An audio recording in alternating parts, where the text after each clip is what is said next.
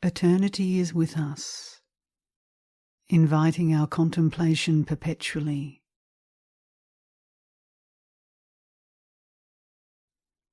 But we are too frightened, lazy, and suspicious to respond, too arrogant to still our thought and let divine sensation have its way.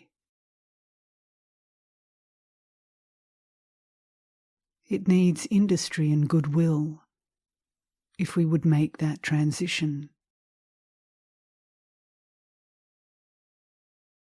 For the process involves a veritable spring cleaning of the soul, a turning out and rearrangement of our mental furniture, a wide opening of closed windows, that the notes of the wild birds beyond our garden may come to us fully charged with wonder and freshness, and drown with their music the noise of the gramophone within.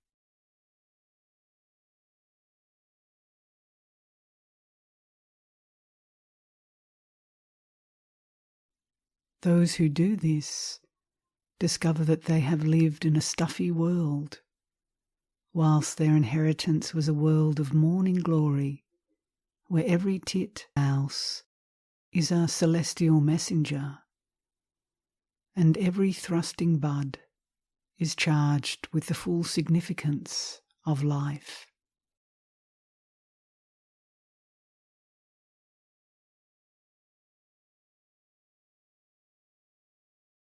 Because mystery is horrible to us, we have agreed for the most part to live in a world of labels, to make of them the current coin of experience and ignore their merely symbolic character, the infinite gradation of values which they misrepresent.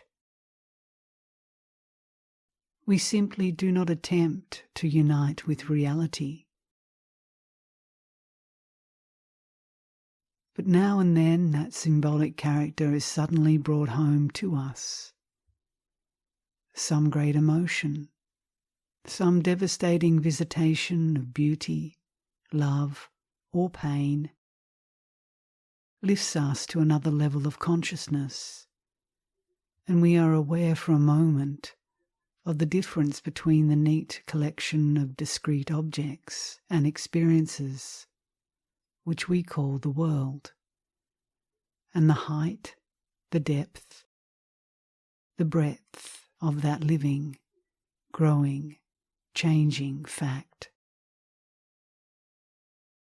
of which thought, life, and energy are parts, and in which we live and move and have our being.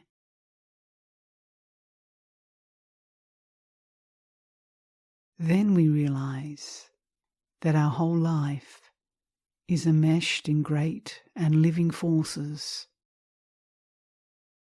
terrible because unknown.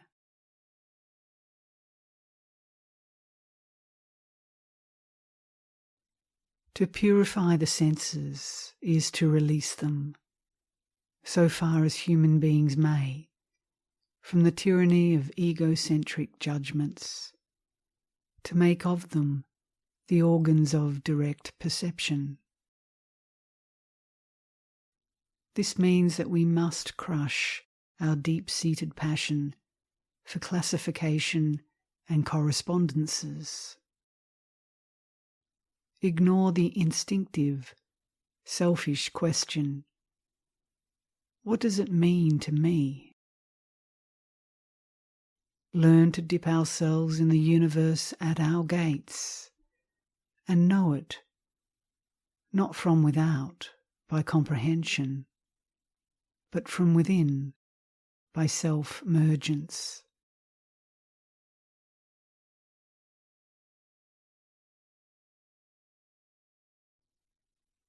The true contemplative, coming to this plane of utter stillness, does not desire extraordinary favours and visitations, but the privilege of breathing for a little while the atmosphere of love.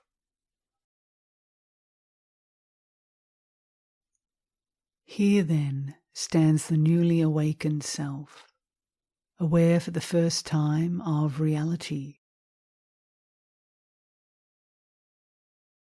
responding to that reality by deep movements of love and of awe. She sees herself, however, not merely to be thrust into a new world, but set at the beginning of a new road. Activity is now to be her watchword, pilgrimage the business of her life. That a quest there is, and an end, is a single secret spoken.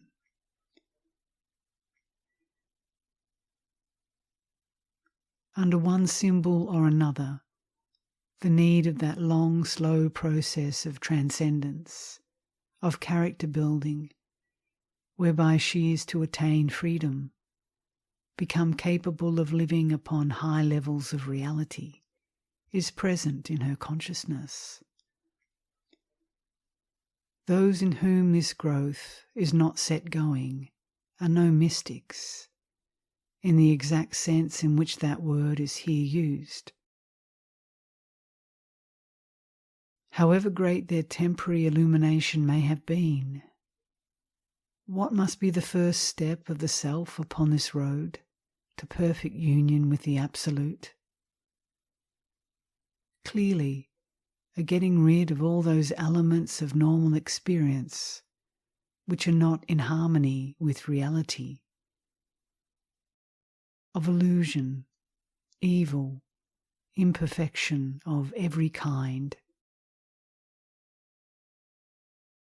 By false desires and false thoughts, humans have built up for themselves a false universe. This one-sided secretion of the surface consciousness makes, as it were, a little cave of illusion for each separate soul.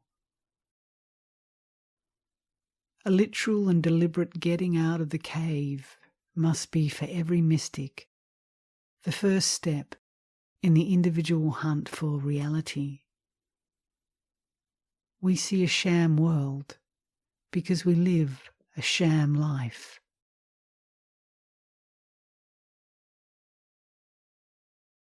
We do not know ourselves. Hence, we do not know the true character of our senses and instincts. Hence, we attribute wrong values to their suggestions and declarations concerning our relation to the external world. That world which we have distorted by identifying it with our own self-regarding arrangements.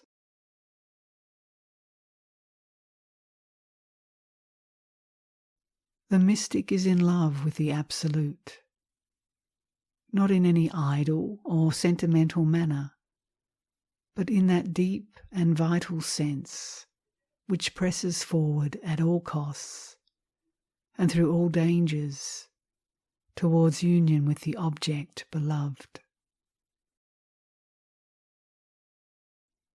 Page after page of jewels of mystical literature glow with this intimate and impassioned love of the Absolute,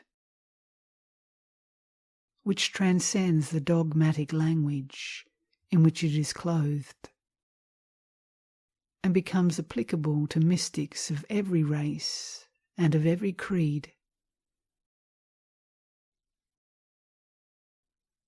The language of human passion is tepid and insignificant beside the language in which the mystics try to tell the splendour of their love. They force upon the unprejudiced reader the conviction that they are dealing with an order far more burning, for an object far more real